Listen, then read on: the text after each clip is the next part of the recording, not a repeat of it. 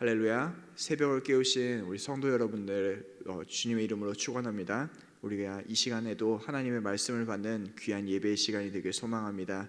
오늘은 생명의 삶 2일차 본문을 가지고 주님의 길을 따르는 제자, 주님과 함께 누리는 영광이라는 제목을 가지고 함께 말씀을 나누도록 하겠습니다. 복음서에 예수님의 기사와 이적들이 중요한 이유는 예수님이 너희도 이렇게 할 수 있다라고 보이시며 모범을 보이심으로 말미암아 기사와 이적을 보여주는 것이 아닌 예수 그리스도께서 오히려 정반대로 예수님이 누구신가를 보여주는 사실이 예수님의 기적과 이적입니다. 예수님의 이적과 기사가 가장 중요한 것은 그것이 바로 예수님의 정체를 알려주는 가장 중요한 표적이기 때문에 성경은 예수님의 기사와 이적을 그냥 기사와 이적이 아닌 표적이라고 표현을 하는 것이죠. 그런데 오늘 예수님께서 이러한 기사와 이적을 보여주고 난 이후에 제자들과 함께 길을 가다가 제자들에게 질문을 하게 됩니다. 무리들, 그러니까 사람들이 예수님을 가리켜서 그를 누구라고 부르느냐라고 하는 질문을 하게 되신 것이죠. 제자들은 곰곰이 생각을 하면서 예수님을 가리켜서 사람들이 세례 요한이나 아니면 엘리야나 죽은 선지자가 살아난 모습과 같다라고 이야기를 한다라고 이야기를 전합니다. 그리고 예수님은 이 모든 이야기를 다 듣고 난 이후에 제자들에게 다시금 질문을 하게 되는 것이죠. 그것이 무엇입니까? 바로 너희는 나를 누구라고 하느냐라고 하는 질문을 하시게 됩니다. 이 질문이 사실 중요한 이유가 있습니다. 왜냐하면 지금까지의 질문은 무리의 답이었고 사람들의 뜬소문과 같은 질문에 대한 답이었다면 이제 예수님을 바라봤던 제자들, 그러니까 광풍을 꾸짖으시며 잠잠하게 하시는 그 예수님이, 오병이어를 먹이시는 그 예수님이 제자들이 바라볼 때 그 예수님은 너희에게 누구냐라고 하는 질문으로 다가왔기 때문입니다. 그리고 이러한 모든 이적과 기사를 경험하였던 제자들, 그러니까 예수님의 표적을 모두 다 지켜보았던 제자들의 결론을 내는 것이 바로 베드로의 고백인데, 베드로의 고백, 그러니까 누가복음에서 계속해서 인자로 표현하신 그분을 베드로는 하나님의 그리스도라고 표현을 합니다. 이것이 중요한 것은 무엇입니까? 바로 하나님이 사람으로 오셨음에도 불구하고 하나님이 보내신 그리스도라고 하는 것을 분명하게 제자들이 알았다라는 것이죠. 그러니까 이것은 제자들이 이제 하나님을 가리켜서, 그러니까 예수님이 하나님이시자 참 사람으로 오신 그리스도라고 하는 이 대표적인 고백을 하는 것이 이제까지의 그들의 결론이라는 것을 분명하게 우리에게 알려줍니다. 그런데 여기에서 중요하게 한 가지가 더 등장을 하게 되는데, 예수님은 베드로의 이 고백을 들으시고 난 이후에 만족을 하시고 그 베드로를 잘하였다 칭찬하는 것이 아니라 오히려 하나님은 그들을 그리스도로서 이제 새로운 단계로 그들을 초청하시고 인도하신다라는 것을 누가복음을 보여주고 있습니다. 그것이 무엇입니까? 바로 예수님께서는 이 모든 이야기를 듣고 난 이후에 바로 제자들에게 예수께서 고난당하시고 버림받으사 죽임을 당하시고 제3일에 살아난다라고 하는 이 분명한 이야기를 제자들에게 비로소 알려주시고 있다는 것이죠. 이 부분을 예수님께서 분명하게 신앙 고백을 들으시고 난 이후에 제자들에게 공개를 하셨습니다. 그러니까 이것은 복음서의 분기점이 된다는 것이죠. 그러니까 지금까지 복음서에서는 예수님이 누구이신가 라는 것에 대해서 강조점을 두고 이야기를 하였다면, 이제 제자들이 예수님이 누구이신가에 대해서 분명하게 알고 난 이후부터는 예수님이 이제 이 땅 가운데 왜 오셨고 제자들은 그 예수님의 제자들로서 어떠한 길을 가야 되는지를 알려주는 것이 바로 이 분기점 이후의 내용이라는 것이죠. 그래서 예수님은 그들의 제자들에게 지금까지는 요구하시지 않았던 요구를 하시게 되는 겁니다. 그 요구가 무엇입니까? 예수님의 제자라면 나를 따라오려거든 자기를 부인하고 날마다 제 십자가를 지고 나를 따를 것이라 라고 분명하게 이야기를 하고 있습니다. 여러분, 이것이 무슨 뜻입니까? 주님이 감당할 십자가처럼 주님의 제자들도 감당해야 될 십자가가 있고 주님이 맡겨주신 그 사명을 따라 그 길을 가야 된다는 것을 제자들에게 분명하게 이야기해주고 있다는 것입니다. 그래서 여기에서 중요한 것이 무엇입니까? 주님이 가시는 그 길이 영광스러운 길뿐만이 아닌 고난의 길이요, 죽음의 길이요, 또한 고통의 길이라는 것을 분명하게 알려주시며, 제자들이 가는 그 길도 주님을 따르는 길이기 때문에 고난의 길임을 분명하게 알려주시는 것이 바로 제자의 도라고 하는 것을 오늘 예수님은 이 고백을 통하여서 분명하게 알려주고 있다는 것입니다. 그런데 여기서 중요한 것이 있습니다. 왜 그러면 주님께서는 이것을 신앙 고백을 하고 난 이후에 그 직후에 바로 알려주게 되는 것일까요? 그것은 바로 제자들이 주님의 정체는 알게 되었으나 주님을 따르는 목적이 여전히 다른 곳에 있었기 때문입니다. 그들은 당장이라도 하나님의 나라가 나타날 것이라고 생각을 했고, 그 하나님의 영광을 자신들이 차지할 것이라고 생각을 했죠. 그렇기 때문에 예수님은 이 모든 것을 그들 가운데서 없애시고, 또한 그들의 생각이 잘못됐다라는 것을 알게 하시기 위해서 이 이후에 사건들이 진행되게 되는 것입니다. 그래서 이 이후의 사건에서 바로 진행되는 사건이 무엇입니까? 바로 예수님이 변화산에서 변화되시는 사건을 제자들이 목도하게 되는 겁니다. 여러분, 변화산에 도착하여서 예수님이 함께 모세와 엘리야와 이야기를 나누는 사건이 그로부터 8일 뒤에 있었습니다.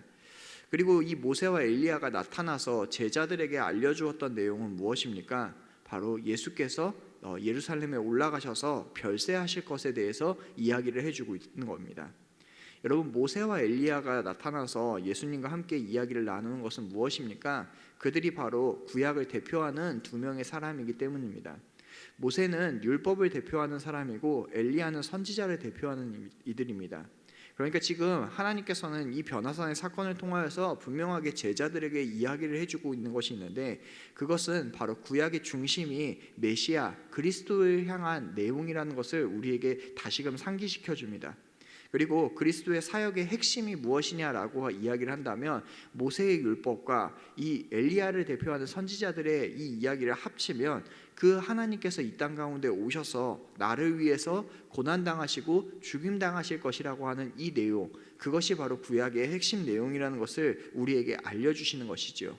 그러니까 주님께서 구약이 안 되었기 때문에 신약을 주시는 것이 아니고, 율법을 이루려다가 안 되었기 때문에 복음을 주시는 것이 아니라, 주님께서 이야기하셨던 모든 율법과 모든 선지자들의 글이 바로 그리스도의 대속적인 죽음을 알려주고, 그것의 완성이 바로 하나님의 아들이신 그 예수 그리스도께서 참 인간이자 참 사람으로, 그리고 또한 참 하나님으로 이 땅 가운데 오셨다라고 하는 이 사실을 모세와 엘리야의 대화를 통하여서 우리는 알 수 있게 되는 것입니다.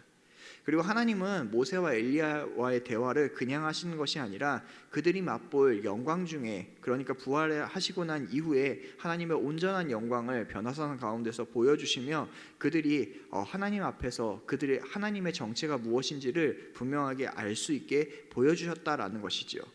그런데 문제는 이들은 여전히 자신의 신앙에서 벗어날 생각이 없습니다. 하나님이 모세와 엘리야와 함께 대화를 나누는 와중에도 이들은 그 대화에 집중하는 것이 아니라 자기 신앙에 빠져서 오히려 그 이야기를 듣지 않고 있다는 것이죠.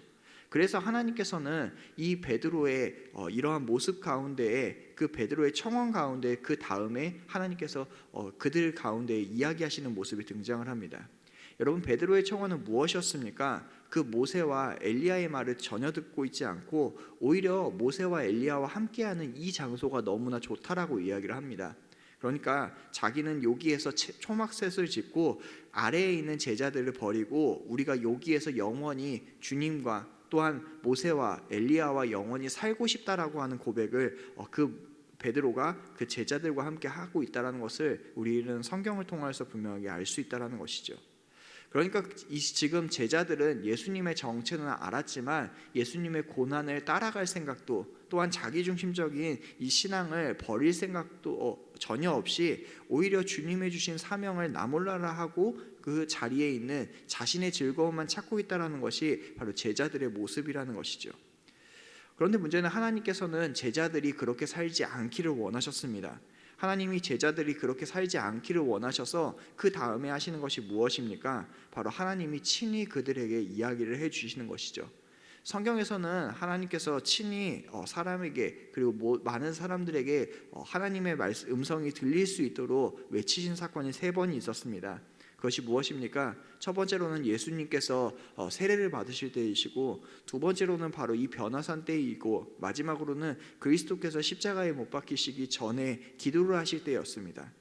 하나님께서는 사람들이 그 자기의 사명을 잊어버리고 자기중심적인 신앙에 빠진 것이 아니라 오히려 하나님께로 다시금 돌아와 그 사명을 기억하게 하기 위해서 오늘 그들에게 분명하게 외치셨다라는 것이죠. 그리고 베드로는 이것을 후에 베드로후서 1장 14절에서 자신이 자신의 장막에서 벗어나지 못하였음을 고백하며 이 이야기를 다시금 꺼내게 됩니다. 그러니까 자기 자신도 그때의 자기중심적인 신앙에서 오히려 빠져서 하나님의 명령과 사명을 잊어버린 것에 대해서 모든 제자된 사람들에게 이야기하는 것이 바로 베드로후서라는 것을 우리는 기억해야 되는 겁니다. 여러분, 그러니까 우리는 분명히 주님의 제자된 사람들로서 주님이 왜 오셔야 되는지, 그리고 또한 주님이 누구이신지를 분명히 알아야 됩니다. 그리고 또한 주님이 누구이신지를 분명히 알았다면 주님이 우리에게 맡겨주신 사명을 따라 그 길을 가야 된다는 것도 우리는 알고 있어야 된다는 것이죠. 주님이 우리에게 맡겨주신 사명은 무엇입니까? 자기를 부인하고 자기 십자가를 지고 주님을 따르라 라고 하는 것이 바로 주님이 제자들에게 내리신 명령이라는 사실을 우리는 기억해야 됩니다. 사랑하는 성도 여러분, 우리는 어떠한 신앙으로 살아가고 계십니까? 우리는 주님을 어떻게 알고 계십니까? 우리는 우리 안에 있는 믿음과 신앙을 점검해 보아야 됩니다. 우린 정말 주님을 참 하나님이시고 참 사람으로 오신 그리스도로 우리는 여기고 그분을 따라가고 계십니까? 그리고 그것을 우리 안에서 고백하고 계십니까? 주님을 아는 것이 우리에게 가장 우선된 것입니다. 그러나 우리는 그 자리에서만 머물면 안 됩니다. 많은 사람들이 예수 그리스도가 누구신지는 분명하게 알지만 그 자리에 멈춰서서 자기중심적인 생활과 자기중심적인 신앙을 가지고 생활을 합니다. 그러나 오늘 성경은 우리에게 분명하게 이야기하였습니다. 이 모든 사실을 아는 자들, 그러니까 그 제자들을 주님께서는 부르셔서 그들에게 사명을 주시며 세상 가운데로 다시 돌려보내신다는 것을 우리는 분명하게 알고 있는 것이지요. 주님께서 주신 사명은 무엇입니까? 자기를 부인하고 세상 가운데 십자가를 지고 주님의 길을 따라가는 것이 제자들의 사명이라고 이야기를 하고 있습니다. 사랑하는 성도 여러분, 우리는 제자로서 그 사명을 따라 살아가고 있습니까? 오늘 우리는 어느 자리에 있는지를 다시금 점검해보며 우리 스스로에게 말씀을 상고하면서 질문해 보아야 됩니다. 나는 주님을 알고 있습니까? 나는 주님이 맡겨주신 그 십자가의 길을 지고 따라가고 있습니까? 우리 신앙을 오늘 말씀을 깊이 상고하며 다시금 점검해 볼 수 있는 우리 귀한 성도님들 되시길 간절하게 축원하겠습니다. 우리 함께 합심하여 기도하도록 하겠습니다. 첫 번째로는 들은 말씀을 놓고 함께 기도하도록 하겠습니다. 우리가 진정으로 주님을 알고 주님 십자가를 지고 따라가는 제자가 될 수 있게 하여 주시옵소서.